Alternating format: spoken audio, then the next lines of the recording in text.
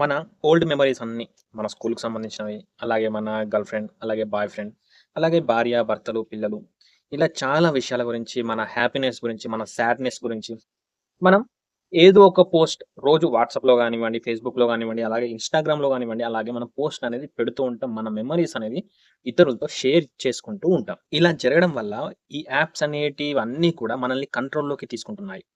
ఎలా అంటే మీరిప్పుడు ఇన్‌స్టాగ్రామ్‌లో ఒక రీల్ చూసిన తర్వాత వెంటనే దానికి సంబంధించిన రీలే మీకు రికమెండ్ అవుతుంది. సో, మరీ మనం ఇంకా మన లైఫ్ కూడా ఇంకా డేంజర్‌లో పడిపోతుంది. ఎందుకంటే ఫేస్‌బుక్ మెటా ఫౌండర్ ఎవరైతే ఉన్నారో మార్క్ జుకర్బర్గ్ అతను ఇన్‌స్టాగ్రామ్‌ని, వాట్సాప్‌ని కూడా కొనేయడం జరిగింది. అరే! అతను అవి కొనడం ద్వారా మన లైఫ్‌ని ఎలా రిస్క్‌లో పెట్టినట్టు అవుతుంది అని మీకొక చిన్న డౌట్ రావచ్చు. నిజానికి ఇవి కొన్నందుకు అతనిపై యూఎస్ గవర్నమెంట్ ఒక కేస్‌ని కూడా ఫైల్ చేయడం జరిగింది. లీగల్ యాక్షన్ కూడా తీసుకోవడం జరిగింది. యూఎస్ గవర్నమెంట్ ఏం చెప్తుందంటే మెటా ఏదైతే ఉందో అది పబ్లిక్ ఇంట్రెస్ట్‌ని డామినేషన్ చేస్తుందన్నట్టు. నిజానికి ఆ విషయం గురించి చెప్తే మీరు నిజంగా ఆశ్చర్యపోతారు. మనం రోజువారీలో ఇన్‌స్టాగ్రామ్ వాడతాం, వాట్సాప్ వాడతాం, అలాగే ఫేస్‌బుక్ వాడతాం. అయితే నిజంగా మనం డేంజర్‌లో నెట్టివేయబడుతున్నాం. యాక్చువల్లీ ఈ మార్క్ జుకర్బర్గ్ అవి కొనడం వల్ల మన లైఫ్ మీద ఎలాంటి ప్రభావం ఉంది? ఒక పాయింట్. సెకండ్ పాయింట్ ఏంటంటే మార్క్ జుకర్బర్గ్ మీద ఎందుకు ఆ కేస్‌ని వేయడం జరిగింది? అంటే మీరు వాట్సాప్‌ని, ఇన్‌స్టాగ్రామ్‌ని, అలాగే ఫేస్‌బుక్‌ని, అలాగే థ్రెడ్ ఏదైతే ఉందో వీటన్నిటిని వాడడం వల్ల మీరు పబ్లిక్ ఇంట్రెస్ట్‌ని డామినేషన్ చేస్తున్నారు. మీరు గుత్తాధిపత్యాన్ని ప్రదర్శిస్తున్నారు ప్రజల పైన అని చెప్పి కేస్ అయితే వేయడం జరిగింది. Actually what happened? ఇతను జుకర్బర్గ్ ఈ వాట్సాప్, ఇన్‌స్టాగ్రామ్ కొనడం వల్ల మనకు జరిగే నష్టమేంటి? అలాగే జుకర్బర్గ్ మీద ఎందుకు ఆ కేస్ అనేది వేయడం జరిగింది? అనేది ఈ వీడియోలో క్లియర్‌గా, డీటెయిల్‌గా ఎక్స్‌ప్లెయిన్ చేయడానికి నేను ప్రయత్నిస్తాను. మన ఇండియాలో కాంపిటీషన్ కమిటీ ఆఫ్ ఇండియా ఎలాగైతే ఉంటుందో, అలాగే యూఎస్‌లో ఎఫ్‌టీసీ అనేది ఒకటుంటది. ఎఫ్‌టీసీ అంటే ఫెడరల్ ట్రేడ్ కమిషన్. ఇది ఏం చేసిందంటే మేటాని కోర్టుకు లాగింది. మార్క్ జుకర్బర్గ్ ఒక మెయిల్ అనేది పెట్టాడు. ఆ మెయిల్ ఏంటంటే ఈ కాంపిటీషన్‌లో ఉండడం కంటే, ఈ కాంపిటీషన్‌తో పోటీ పడడం కంటే, ఆ యాప్స్‌ని కొనేస్తే అయిపోతుంది గదా! అని చెప్పి ఒక మెయిల్ అనేది పెట్టడం అయితే జరిగింది. అయితే ఆ మెయిల్‌ని బేస్ చేసుకొని ఇప్పుడు ఆ కోర్ట్ కేస్ అయితే నడుస్తుంది. మీరు కోర్ట్ ఏమని అంటుందంటే, మీరు ఇన్‌స్టాగ్రామ్, వాట్సాప్, ఫేస్‌బుక్, థ్రెడ్ ఈ 4 యాప్స్‌ని పెట్టుకొని, ప్రజల యొక్క ఇంట్రెస్ట్‌తో ఆడుకొని, ప్రజల ఇంట్రెస్ట్‌ని డామినేషన్ చేస్తూ మీరు గుత్తాధిపత్యాన్ని కొనసాగిస్తున్నారు అని చెప్పి కేస్ అయితే నడవడం జరుగుతుంది. అయితే దీనికి జుకర్బర్గ్ ఏమంటున్నారంటే మేము ఆ యాప్స్‌ని కొన్న తర్వాతనే చాలామంది ఫాలోవర్స్ పెరిగారు. చాలామంది యూజర్స్ పెరిగారు. అలాగే మేము ఆ యాప్స్‌ని కొన్నప్పుడు ఎక్కువగా అది ప్రామాణికంలో లేకుండే. కాకపోతే ఇప్పుడు అవి ఒక స్థాయిలోకి వచ్చాయి అని చెప్పి జుకర్బర్గ్ అయితే చెప్పుకొనొచ్చాడు. అలాగే నేను పెట్టిన ఒక మెయిల్‌ని ఆధారంగా తీసుకొని నేను గుత్తాధిపత్యం చెలాయిస్తున్నానని మీరెలా నిర్ణయిస్తారు? అని చెప్పి జుకర్బర్గ్ గారైతే అనడం జరిగింది. ఎఫ్‌టీసీ అలాగే కోర్ట్ వాదన ఏంటంటే ఒక్కరి చేతుల్లోనే అన్ని యాప్స్ ఉండడం ద్వారా కాంపిటీటర్స్ అనేవాళ్ళు లేకపోవడం వల్ల ఏ యాప్స్ అయితే ఉన్నాయో ఇన్‌స్టాగ్రామ్ గానివ్వండి, వాట్సాప్ అలాగే ఫేస్‌బుక్ అలాగే థ్రెడ్ ఈ యాప్స్ ఏవైతే ఉన్నాయో వీటి వలన ఒక దేశంలో గవర్నమెంట్‌ని కూడా మార్చే శక్తి వీటికుంది. సో, ఒకరి చేతిలోనే ఉండకూడదు అని ఈ ఎఫ్‌టీసీ కోర్ట్ యొక్క వాదన. అయితే మీకొక చిన్న ఎగ్జాంపుల్ చెప్తాను.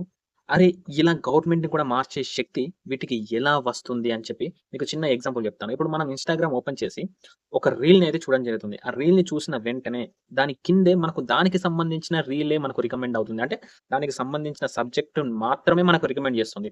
అంటే ఇక్కడ నువ్వు ఏది చూడాలో ఆ యాపే నిర్ణయిస్తుందన్నమాట. అంటే నెక్స్ట్ మీకు తెలియకుండానే మీరు ఏది చూడాలో ఆ యాపే డిసైడ్ చేస్తుంది. సో, మీకు కరెక్టే అర్థమైందనుకుంటున్నాను. కానీ ఇంకొక చిన్న ఎగ్జాంపుల్‌తోని మీకు క్లియర్‌గా అర్థమవుతుంది. యాక్చువల్లీ నిజంగా బయట ఏం జరుగుతుందో మనకు తెలియదు. సో, ఒకవేళ మన ఇండియాలో ఎలక్షన్స్ వచ్చాయనుకోండి. ఎలక్షన్స్ వచ్చిన తర్వాత ఈ జుకర్బర్గ్ ఏం చేస్తాడంటే బీజేపీకి సంబంధించిన కొందరు ఇన్‌ఫ్లూయన్స్ ఉంటారు. అలాగే కాంగ్రెస్‌కి, అలాగే జనసేనకి, అలాగే టీడీపీకి ఇలా కొందరు ఇన్‌ఫ్లూయన్స్ ఉంటారు. అయితే జుకర్బర్గ్‌కి నచ్చిన పర్టిక్యులర్ పార్టీ ఏదైతే ఉందో ఆ ఇన్‌ఫ్లూయన్స్ ఎవరైతే ఉంటారో వాళ్ళు కొన్ని వీడియోస్ చేస్తారు.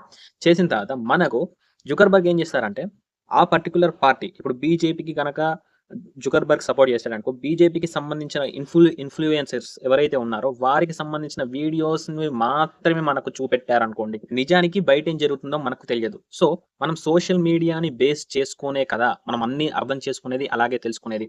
అలాగే బీజేపీకి సపోర్ట్ చేస్తున్న జుకర్బర్గ్ ఏం చేస్తాడంటే అన్ని వీడియోస్‌ని, అన్ని రీల్స్‌ని కూడా మనకు బీజేపీకి సంబంధించినవే మనకు రికమెండ్ చేస్తే, సో, మనం బీజేపీదే కరెక్ట్ అనుకుంటాం. సో, మనం ఏం చేస్తాం బీజేపీకే ఓటేస్తాం. ఈవెన్ బీజేపీ గానివ్వండి, కాంగ్రెస్ గానివ్వండి, టీడీపీ గానివ్వండి, జనసేన కానివ్వండి. ఇలా ఏ పార్టీ అయినా కానివ్వండి. ఒకవేళ గనక జుకర్బర్గ్ సపోర్ట్ చేస్తే, తాను తలుచుకుంటే తనకి మార్చగలిగే శక్తి ఉంది. అంటే ఒక గవర్నమెంట్‌ని కూడా ఫార్మ్ చేసే శక్తి అతనికుందన్నమాట. సో, దానినే కోర్టు ఎఫ్‌టీసీ ఏం చెప్పిందంటే, మీరు గుత్తాధిపత్యాన్ని ప్రదర్శిస్తున్నారు. ఇలా చేయడం అనేది తప్పు అని కోర్ట్ అయితే చెప్పుకొచ్చింది. దీనికి సమాధానంగా జుకర్బర్గ్ ఏమన్నారంటే, యూట్యూబ్ ఉంది గదా!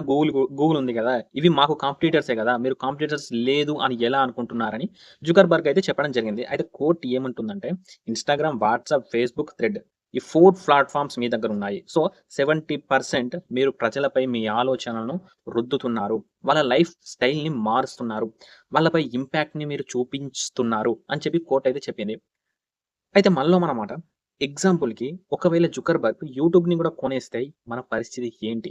ఎలా మారుతుందంటే అన్ని సోషల్ మీడియాలు తన చేతిలో పెట్టి గుత్తాధిపత్యాన్ని గనక ప్రదర్శిస్తే తాను పొలిటికల్‌గా మనల్ని కంట్రోల్ చేస్తాడు. అంటే ఏ రాజకీయ నాయకుడు గెలవాలో అని కూడా అతనే నిర్ణయించడం జరుగుతుంది. అంతేకాదు ఇప్పుడు జియో ఎలానైతే తన ప్రీమియంని, తన రీచార్జ్‌ని అన్నీ పెంచిందో, అలాగే వాట్సాప్ పైన, యూట్యూబ్ పైన, ఇన్‌స్టాగ్రామ్ పైన అన్నిటి పైన కూడా తను ఒక ప్రీమియంనయితే తేవడం జరుగుతుంది. మీరు ఇంత కడితేనే ఇది ఓపెన్ చేయొచ్చు అనే స్థాయికి కూడా ఎళ్ళొచ్చు. ఒక యాప్‌ని వాడుతున్నామంటే మన యాక్సెస్‌ని మొత్తం అతనికిచ్చినట్టే.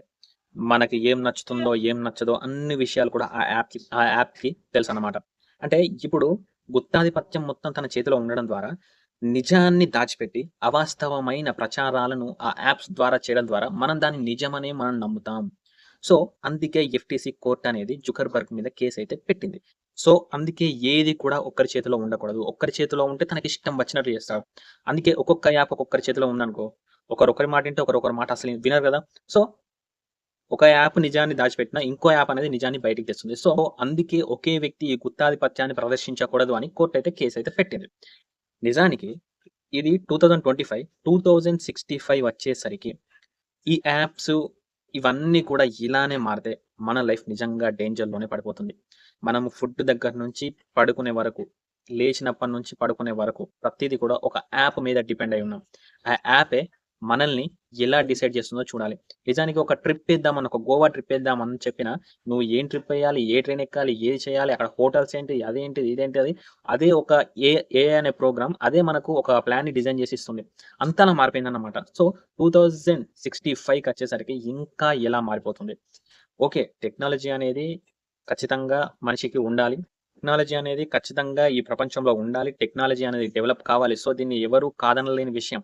కానీ ఈ టెక్నాలజీ అనేది ప్రకృతితోని, అలాగే పంచభూతాలతోని, అలాగే మనుషుల యొక్క మానవత్వాలతోని ఆడుకుంటూ వచ్చిందనుకోండి, ఆ టెక్నాలజీ అనేది ఖచ్చితంగా నాశనానికే దారితీస్తది. ఎందుకిలా చెప్తున్నానంటే, పక్కింటోడు ఎవరైనా చనిపోయినా గాని మనం ఏం చేస్తున్నామంటే ఇన్‌స్టాగ్రామ్‌లో రీల్స్ చూసుకుంటూ, ఆ పక్క నుంచే నడుచుకుంటూ ఎళ్ళిపోతున్నాం. అంతలా అట్రాక్ట్ అయిపోయినాం మనం ఆ యాప్స్‌కి. సో, ఏది ఎంతవరకు తీసుకోవాలో అంతవరకు తీసుకుంటేనే బెటర్. సో, ఈ వీడియో గనుక మీకు నచ్చితే సబ్స్క్రైబ్ చేయండి. అలాగే లైక్ చేయడం మాత్రం మర్చిపోకండి. Thank you everyone.